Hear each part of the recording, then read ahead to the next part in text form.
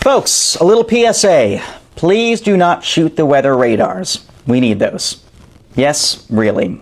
Apparently the National Weather Service has been getting some threats towards their weather radars. This reported by my old boss, Andrew Friedman, who's now at CNN. The Weather Service is now recommending their technicians don't go to radar sites alone. There's a group called Veterans on Patrol who wants to, quote, take as many NEXRAD sites offline as possible. For background, weather radars are those big soccer ball-looking things that allow meteorologists to track storms. They emit pulses of energy that go and bounce off precipitation, i.e. rain, hail, whatever, and they come back to the radar, and so we see where the storm is. We've had these things since 1988. Nationwide, we have 159 of them. This is nothing new. Unfortunately, it's the latest new conspiracy theory.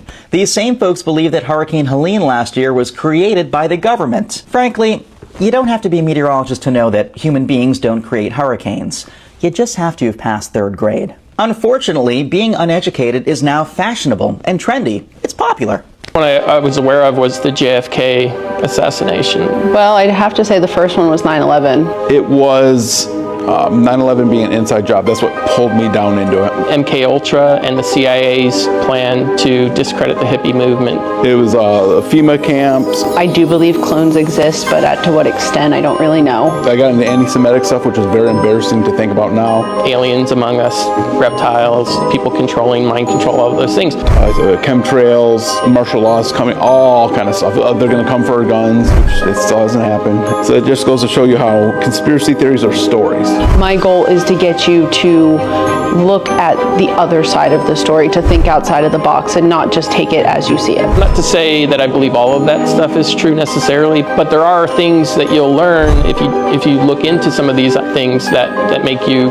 really almost question everything. This is a hearing about your qualifications for the position. The qualifications are essentially, in my view, a mixture of three things: background, character, and judgment. It's about judgment. I don't want to confirm somebody into the Pentagon who would fall for a conspiracy theory that a fourth grader would find incredible. If I searched your social media and I saw you praising the Great Pumpkin over and over again, you would have the right to have that view, but I wouldn't want somebody who believed in the Great Pumpkin to be in the position that you're nominated for. And so if I'm thinking about people in the military, I know Virginia has an awful lot of people in the military. One of my kids is in the military.